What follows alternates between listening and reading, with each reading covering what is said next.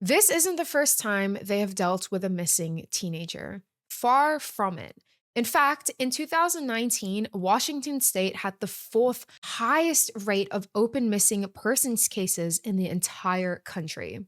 So when the King County Sheriff's Office gets a frantic call from Henry and Debbie Chu, they're not exactly scrambling to start an investigation. Hundreds of thousands of children go missing every year in the United States, and Kathy isn't exactly a child. Sure, she's in her last year of high school, but she's already 19 years old. At that age, most teenagers are desperate to get out from under their parents' thumb. It doesn't help that Henry and Debbie are immigrants from Taiwan. Renton's not a small town, but back in 2010, racial stereotypes weren't as taboo as they were now. Officers probably brushed them off as typical tiger parents, piling all of their expectations on their kids until they suffocate them. And when they see pictures of Kathy, it just kind of solidifies that opinion. She's got green and blonde streaks in her black hair, combed into a side bang, piercings, that typical emo look. It makes sense that she would want to run away, right? Maybe she ran off with a new boyfriend. And at the time, it possibly made sense to them, and maybe that's why it took them so long to take it seriously. Hey guys, it's your host Jasmine, and welcome back to another video. We're currently filming this in the new year, so happy 2026 to everyone. I hope you guys had a really lovely new year. So before we begin, please do note that this video does discuss sensitive topics, including violence and loss of life, so viewer discretion is advised. As always, I encourage you guys to take the time to really understand this case and form your own opinion. Immigrating to a new country means leaving everything behind, and you're going into a new home surrounded by new culture, new people, new language. And it's not just moving, it's rebuilding your entire life from the ground up. And that can come with a lot of challenges. It's a huge adjustment that you have to make, especially if you've never been to said place before, you don't know the language, you're taking that time to transition. It can be an incredibly overwhelming process. But this is the thing that a lot of parents do when they want the best for their children. They're willing to make that sacrifice and make that big move so their child can have the best opportunities and the best education possible. And this was the situation for Henry and Debbie Chu. We're going back in time to 2010, and they had just immigrated to the United States from Taiwan. And they had now been living there for around 20 years. So they've been there for a good while now. Henry and Debbie Chu were living in Renton, Washington, and they wanted the best possible life for their beautiful daughter. I mean, as all immigrant parents do. Now, they were a little bit strict and conservative, which I feel like is only natural for immigrant parents since they've made so much sacrifice for their children, and they just want to make sure that they're keeping them on tabs, right? And they just wanted to make sure that their daughter would focus more on studying and less on socializing. But their daughter Kathy Chu. She was 19 years old and a senior in high school, and she was a very active girl, very socially active girl, both online and offline. She was known to be quite the social butterfly, and she was very outgoing, and she just loved meeting new people and making new friends. She was quite popular. A lot of her friends would also give her the nickname of Panda, which I thought is very cute. Now, besides being quite outgoing and very talkative and sociable, Kathy also had a certain style about her. She dressed kind of alternative, emo, you could say. I mean, this is 2010, so do you remember like all the way back then, everyone was raving about those kind of like emo haircuts where you have those like hair dyed streaks and those side bangs and that like pink and purple, yellow and green highlights with a thick eyeliner. Well, that was Kathy Chu.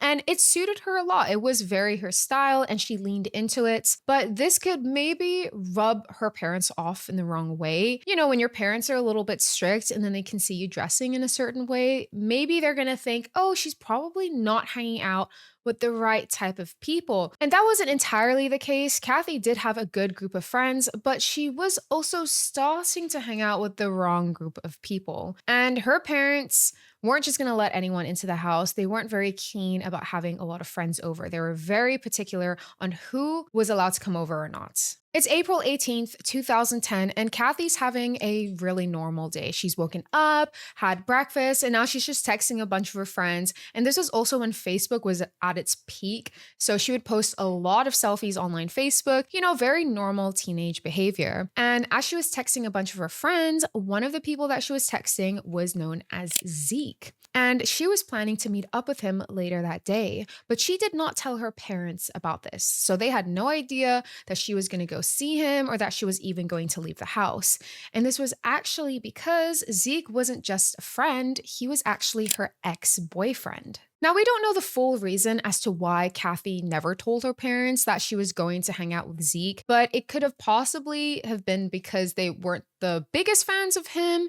And also, your teenage daughter going out to meet an ex-boyfriend. They were already quite particular about what people she had over at the house. So meeting an ex-boyfriend was probably not something that they were going to approve of. Kathy and Zeke had met back in high school and they dated for around a year, but they had broken up and they were kind of in this messy, on and off again thing, very typical teenage relationship, but it almost seemed like they were still in contact even though they had broken up. Now, Zeke was described as someone who was pretty friendly and chill, and he was also a little bit older than Kathy. He was 21 years old, so that 3-year age gap, even though it's not that much, might have contributed to her parents disapproving the relationship if they had found out she was going to go and hang out with him. So that might have contributed to the fact that she didn't let them know. Now, their relationship can be described as kind of volatile, very up and down.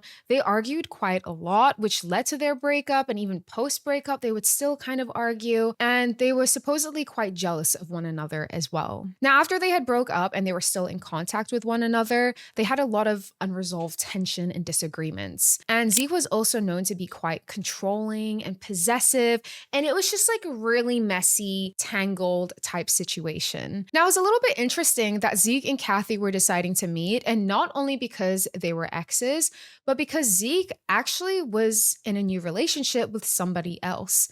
He has a whole ass other girlfriend, and now you're gonna go meet up with your ex-girlfriend? It's a little bit sus. And him being in a new relationship is definitely what contributed to their arguments and the jealousy between them. And it clearly was a prominent issue between Kathy and Zeke. And we don't exactly know why they were planning to meet up or what they were going to talk about, but we can assume that it probably had something to do with that. So now, going back to that day on April 18th, as Kathy is texting her friends and planning to go hang out with Zeke, she leaves later in the afternoon and her parents don't know about it, right? Now, a couple hours pass, and at this point, it's around 9 o'clock in the evening, and this is usually the time Kathy comes home because she has a curfew. But at this point, she hasn't come back home yet, and no one has really heard from her. So her dad, Henry, decides to call her, check in on her. Where are you? When are you coming home? But she doesn't pick up. Suddenly, Henry receives a text message from Kathy, and she had texted him saying that she's currently at Westfield South Center Mall with a couple of friends. Now, this was immediately very suspicious for him because the Chews never texted each other, ever. Kathy knew that her parents didn't know how to text. They were phone call type of family. So this was really strange to them, especially because he was also calling her multiple times, didn't pick up the phone, but texted him instead. That was kind of unlike Kathy. On April 19th, the next day, Kathy still hadn't come home. So obviously at this point, her parents are really concerned and they're reaching out to anyone that they can, some of Kathy's friends and people that knew her, asking if anyone had seen her recently or know where she was last seen. Unfortunately, they weren't able to acquire any information and no one had seen Kathy. So at this point, they decided, okay, let's go to the police station and now report her as missing. Now, at first, it seemed like the police weren't that worried. It wasn't a young child that was missing. Kathy was 19 years old. And because of her age, people kind of assumed, teenagers are a little bit all over the place. Some of them want to run away from home and live their own life. So that was kind of the assumption at first. But the Chews were very insistent that that is not something Kathy would have ever done. When the investigation started, they first looked to the parents and they had to interview them and get more information, also to just rule them out of suspects. It's standard procedure. And when they were trying to figure out more about Kathy and her whereabouts, they actually asked Henry to give them Kathy's laptop. And Henry said no. He was like, no, I'm not giving you her laptop because he really didn't trust the police. He had a really bad prior experience before. So he just did not have a good relationship with the police overall. And this was a really stressful situation for him. So he wasn't as cooperative as he could have been. But that is not to say that he didn't care about his daughter, because he damn well did. Nonetheless, the parents were asked to come in to take a polygraph test. And unfortunately, Debbie was too emotionally distressed to go through with it. But Henry did go through with it, and he was cleared, and they were officially ruled out as suspects. Now, the next thing detectives had to look in their investigation was at phone records and digital data. That is just a gold mine of evidence as to where Kathy could have last been, who she was last talking to. So when they took a look at that, they had seen that she had sent 7 text messages between the time of 9:27 and 9:48 p.m. to several friends. And she had told them that she was at South Center Mall, the same mall that she told her dad that she was at. Also during this time, all of the calls that was going to Kathy was all incoming calls, but she didn't pick up any of them. So this was all information that they had found just through looking at phone records. And keep in mind that it's 2010, so there's no GPS tracking. They had to use the triangulation of cell phone towers to kind of gauge like a middle point as to where her phone was last seen at. And they had seen that at 9:27 p.m., her phone was pinged at Boulevard Lane Park for 2 hours, and then it just shuts off. So this is really weird because her phone was never near South Center Mall, like she had told her dad and her friends. She was in some random park for 2 hours, and then suddenly nothing. As detectives kept uncovering digital data to find out more about Kathy and where she could possibly be, they ended up finding out that she had actually signed up to multiple dating sites. And it seemed like she was talking to multiple men, around 8 different men at the time. Now, some of her friends called her a little bit naive because it seemed like Kathy just really wanted to be in a new relationship. She was a bit of a romantic, and as we know, she's quite a social and outgoing girl. So for her, talking to all of these different men wasn't really a big deal to her. She just thought, oh, it's quite nice to like talk to people. So when they had found this out, detectives were thinking, oh, maybe Kathy had met up with someone that she was talking to online, and maybe from there they had done something to her. But that wasn't actually the case. When they kept going through the phone records, they had found that Kathy and Zeke were actually texting each other and had planned to meet up the day before. Detectives now look to Zeke as a potential suspect, seeing as he was the last person that was in contact with Kathy on the day that she had gone missing. When they questioned him a little bit about it, he said that he had never met up with Kathy. And he said that he was at his friend, John Carpenter, well, his best friend's house, just gaming the whole day.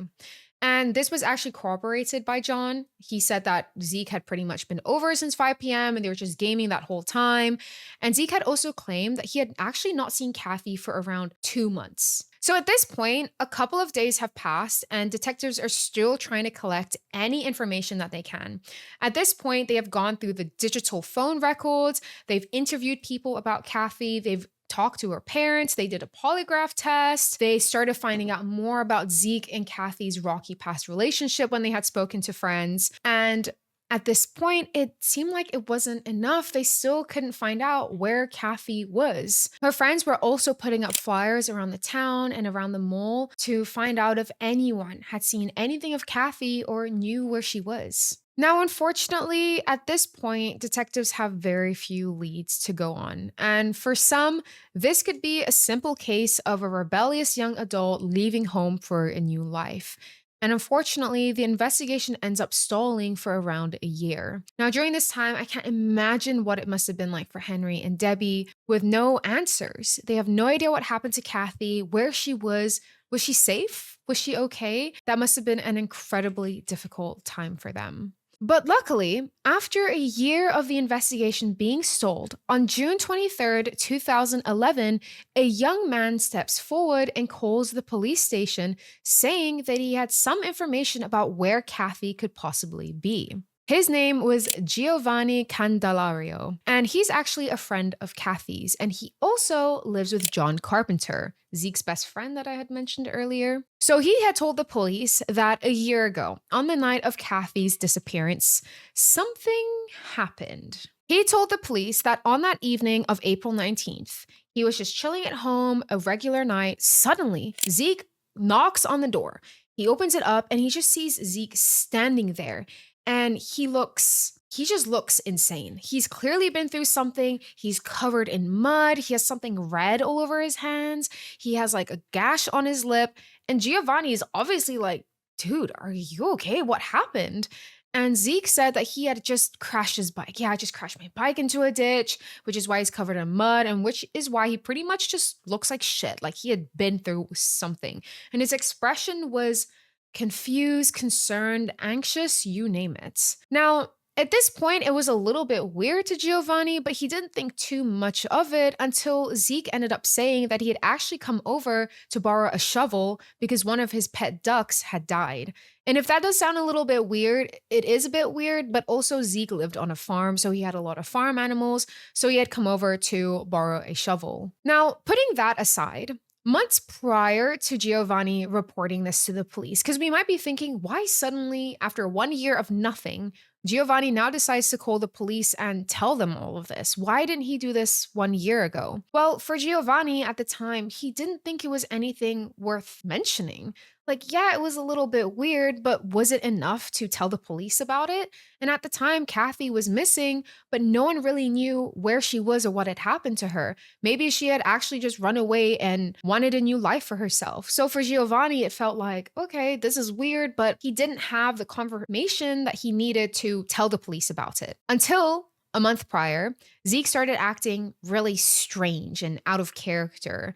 His mood was getting very up and down. He was just suddenly very tense. As someone who used to be quite chill, as described by his friends, he was suddenly very tense and like snapping at people a lot, being very passive aggressive. He was just not being his usual self, and everyone was starting to take notice of it. Giovanni was telling all of this to the detectives, and then he went on to say that he started losing control, like he was yelling and screaming for no reasons. And 2 nights ago, he comes to the house, and out of nowhere, Zeke snaps and starts charging at John. At this point, I was like, okay, that is it. I've had it with you. I think I know what you did to that girl, I told him. You came to my room with mud on your shoes, mud all over your pants, blood on your hands, and a gash on your lip. How stupid do you think I am? And when Giovanni had said all of this to the Zeke, do you know what he did? Do you know what he said?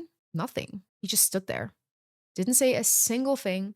He just trembled and then he left. After this had happened, this was the confirmation that Giovanni needed that Zeke had done something to Kathy. Okay, this was it. He had shown up to the house. Yeah, he is covered in mud. Clearly, he had gone through something. Okay, he kind of crashed his bike, and now he needs to borrow a shovel, which is a bit random and weird, but I don't think much of it. Until this happened, and then boom, Giovanni was like, yeah, now I need to bring this to the police. At this point, with all of this new information uncovered, this allowed for the investigation to start up again. This new information allowed for the investigation to start up again after a year of it being cold. And this led investigators to pin Zeke as the likeliest suspect in what was now a possible homicide. Now that the investigation could start again after being cold for a full year, detectives still had to collect more information. And they started interviewing people in Zeke's inner circle. And one of these people included Zeke's girlfriend, Jamie Marlowe. Now, Jamie and Kathy actually used to be pretty good friends, but they also had a bit of a falling out, mostly because Jamie was dating Kathy's ex-boyfriend. And as we know, there's a little bit of a girl code where you don't date your friend's ex-boyfriends. So because of that, Kathy and their whole friend group essentially fell apart. And supposedly, Kathy and her friends had also had a moment where they were threatening Jamie to like beat her up. So it's just very tense between them. And this also contributed to the argument between Zeke and Kathy, because Kathy was not very fond of Jamie. Now, sources say a lot of different things about Jamie's involvement in this case, what she did or didn't know about Kathy's disappearance, but this is what several sources say, but it's not verified firsthand, so just keep that in mind. Now, supposedly when detectives were interviewing Jamie, they had found out that Zeke had actually given Jamie a pair of Kathy's shoes. And as we know, Kathy had a certain emo alt style that she really liked, and she used to wear these very iconic Converse knee-high sneakers. I'm talking the one that's up to the knee with laces all the way up. They're kind of iconic back in 2010. I even wanted a pair at one point, but nonetheless, Zeke had given this pair of shoes to Jamie, which was a little weird, right? Like, why are you giving your current girlfriend your ex-girlfriend's shoes? Well, supposedly, Jamie was aware of the fact that these pair of shoes did belong to Kathy and she felt weird about it. But at the time, she didn't actually make a connection about these shoes and Kathy's disappearance. And at the time, when Kathy was missing, it wasn't a possible homicide yet, right? So now that the investigation has escalated to the point that now this is a possible homicide, Jamie is now starting to realize, okay, there is a bit of a connection here between the shoes and Kathy's disappearance. Now, her not initially reporting this is a little weird, right? We're probably all thinking it. I think at the time, she probably was aware of the fact that there's something suspicious going on, but probably just didn't have the ability to confront herself with what was probably the worst possibility. Did she want to believe that her boyfriend could have potentially done something to Kathy? I think this would be probably very difficult to come to terms with, and is probably what held her back from saying anything at the time that Kathy was missing. Now, I will say it is a little bit strange that we have Giovanni and Jamie, two people in two different situations who knew a little bit more about Kathy's disappearance. They're both associated with Zeke and both saw things around the time that she had gone missing. Zeke showing up at Giovanni's place covered in mud, asking for a shovel, and Zeke giving Jamie Kathy's pair of shoes. Like, all of this is just so weird. So it is a little strange to me in this case that no one said anything at the time. After detectives had interviewed Jamie, they were looking at other people within Zeke's inner circle, and one of these people included John, Zeke's best friend. Now, when they were asking John a little bit about Zeke, they had also brought up the shovel. And John corroborated Zeke's side of the story, which was that he needed it to bury a duck. But detectives quickly pointed out that yes, Zeke lived on a farm, so sure, it kind of makes sense that you need a shovel to bury a dead duck. But if you lived on a farm, you would have plenty of shovels, surely. So why are you going to your friend's house to borrow one? Very, very weird. On July 6, with new information uncovered, they decided to interrogate Zeke as he was currently the main suspect. And he maintained his story the whole time. Detectives were pushing him to figure out more from his side, but he had maintained his story that he had not seen Kathy that day. But after pushing and pushing and pushing, then he kind of started to break bit by bit, like a slow crumble. After maintaining his story that he had not seen Kathy at all that day, he then said that, yeah, I did meet Kathy for a couple of hours and that we were arguing a little bit about my new relationship with Jamie. According to Zeke, Kathy had supposedly contacted Jamie to let her know that Zeke had a little bit of a tendency to be violent, that he had a violent streak. Now, this really upset Zeke because his mind, it was like, why are you contacting my girlfriend and getting in between us and telling her all these things about me that aren't true? And this also contributes to the aspect of Kathy and her friends not liking Jamie and wanting to beat her up. So as we can see, there was a lot of tension between those three people in particular. And Zeke didn't realize, though, that telling the detectives that they had all of these issues with each other,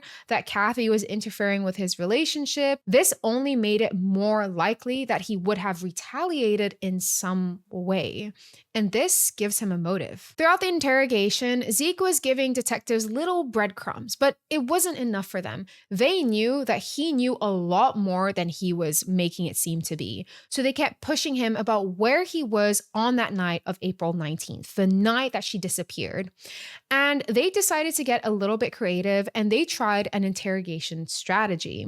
Essentially, they had gotten a shovel that was basically identical to the shovel that John had lent to Zeke, and they wrapped it in a evidence bag. And this was a type of psychological tactic that they wanted to try. Could we provoke Zeke if we present the shovel to him? So that is exactly what they did. As they were interrogating him, they brought it out, they put it on the table, and as Zeke saw it, he immediately freaks out. Like, his reaction is so obvious to everybody in the room. And like, prior to this, detectives weren't 100% sure that Zeke had killed Kathy or had a direct involvement with her disappearance. They suspected something, but they needed the confirmation. They really needed to know for sure. And this shovel, this was it. This was the moment he reacted and they knew they had their killer. Former detective Tanya Gardiner later said, If he had no reaction, we might have thought, oh, we're going down the wrong path. This part of the case actually reminds me of that one episode from Mindhunter. If you love the show as much as I do, you'll probably remember the episode I'm talking about, but it's the one where the guy was accused of killing a young teenage cheerleader, and he was denying it at first, like, I don't know her, I don't know, acting very stoic and chill, when suddenly they brought out this huge rock and presented it to him during the interrogation, and he completely broke down and lost it, and they were like, we have our guy. And just like Mindhunter, this was the turning point where everything was finally coming together. After Zeke had broken down, he started word vomiting everything that happened with Kathy to the police. And he told them exactly what happened that night. He said that he had gone to a secluded area in the woods to meet Kathy. And this was like an area that was kind of near his house. At this point, they were talking and then suddenly arguing, and things were starting to get really heated between them, and it was escalating rapidly. Very suddenly, he shoves Kathy to the ground. And as he does this, he pulls out a knife. At this point, Kathy's on the ground, pleading for her life. Zeke gets on top of her with both of his legs in between her and starts stabbing her around 3 to 4 times. And at this point, Kathy's trying to defend herself. She's trying to fight back. She was a fighter. And as she did so, he kind of ended up stabbing her in the wrist. It was just completely brutal. And unfortunately, even though she tried her hardest to fight back, it wasn't enough. He was able to regain some control later, and he fatally stabbed her in the throat. As this happened, Kathy was slowly bleeding out. This wasn't like an instant death, and he decided to just leave her body there and just go home. He didn't call 911. He didn't try to do anything to help her. Like, this was very intentional. He meant to kill her. He could have changed his mind at any point. He could have stopped at any point, and he didn't. She was slowly bleeding out, and he had just gone home and acted like nothing had even happened. After the attack, Zeke had gone home and he was freaking out, didn't know what to do. So he decided to call his friend John, because he knew John's my best friend. He's gonna have my back. I mean, that's actually crazy that he knew he could call his friend and his friend would help him cover a murder, by the way. Like, wow. Anyways, John had told Zeke to come over, and this is kind of where we reach a full circle moment, because Zeke comes over to the house, Giovanni answers the door, and just sees Zeke standing there in distress, covered in mud, blood all over his hands. And this is when we find out why Zeke really needed that shovel. Together, John and Zeke went to the wooded area where they had left Kathy's body, and then they started burying her. All of this, by the way, is a retelling of what had happened to the police. Zeke told the police everything, including the fact that John had helped him cover up this crime.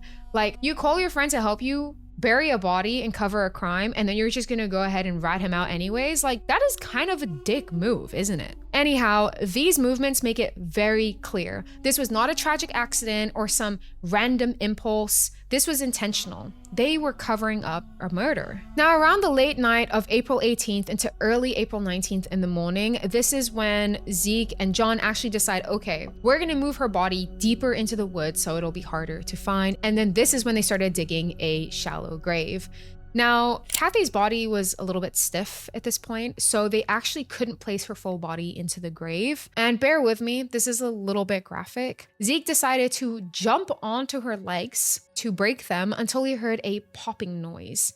And he did this so he could fit her whole body into the grave. And this is also when he decided to take off Kathy's shoes and keep it as a souvenir, which is the shoes that he later gave to Jamie. After this, they covered her body in garbage bags and layers of dead leaves, because obviously they wanted to make it look natural, like the ground hadn't been interfered with. And then he used Kathy's phone to send a text to her parents, to a bunch of friends about being at the South Santa Mall. And then he removed the battery and threw it into the swamp. Then he went to John's house and they had just gamed for a couple of hours. Like, they didn't just bury a body. He had also claimed that the day after the murder, this is when Zeke had gone over to Jamie's house to give her Kathy's shoes, allegedly. Now, going back to Jamie, investigators did conclude at the end that she didn't have any involvement in Kathy's murder, but some people believe that not only did Zeke give her Kathy's shoes, but he also told her that he had killed Kathy, and she knew about it, but didn't say anything to anyone because she was scared for her life. Whether this is true or not, this is something we'll never know for sure, and it's one of the many mysteries that hang over this case. After Zeke's full admission, they were finally able to recover Kathy's body.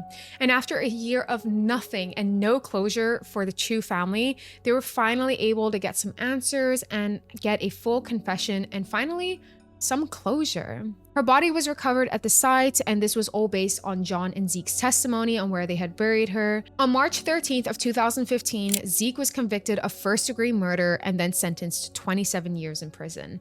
Now, it's not sure why his prison sentence was so low. Usually people who commit this kind of crime get life in prison, but he was only given 27 years. And Zeke had actually pleaded not guilty, and he had argued for his supposedly diminished mental capacity, but everything was very clear and set in stone. Like, this was a very intentional murder, and he was found guilty by the jury. Testimonies from friends also say that Zeke had actually been wanting to hurt Kathy for some time. This wasn't some random impulse all of a sudden. The argument that he was having with Kathy over Jamie and their relationship was like a slow burn, and then he just got triggered. And this was all very intentional. He killed Kathy and he left her there to bleed out and then asked his friend to cover up the crime and didn't say anything to anyone for a year until he broke. Essentially, he just broke down over a shovel. Okay, let's remember that. Mans broke down over a shovel. John was actually given immunity, and this was because he had fully cooperated with the police and also given a testimony against Zeke. I think this is a little bit strange. I mean, there's a lot of things about this case that just kind of stand out to me, but I think that's weird because how can anyone guarantee that John won't do something like this to someone in the future? I mean, he so easily was swayed by his friend and helped him cover up a crime and bury a body and didn't even say anything. He didn't question anything or try to change the outcome of the case and help the investigation, but he was still given immunity. So to me, that is kind of crazy. I would love to know what you guys think as well. There's a lot of things about this case that stand out to me. The fact that Giovanni waited a year to report anything to the police, the fact that Jamie had Kathy's shoes but didn't say anything about it. And I can't imagine 1 year of not knowing anything about what happened to your daughter, your loved one.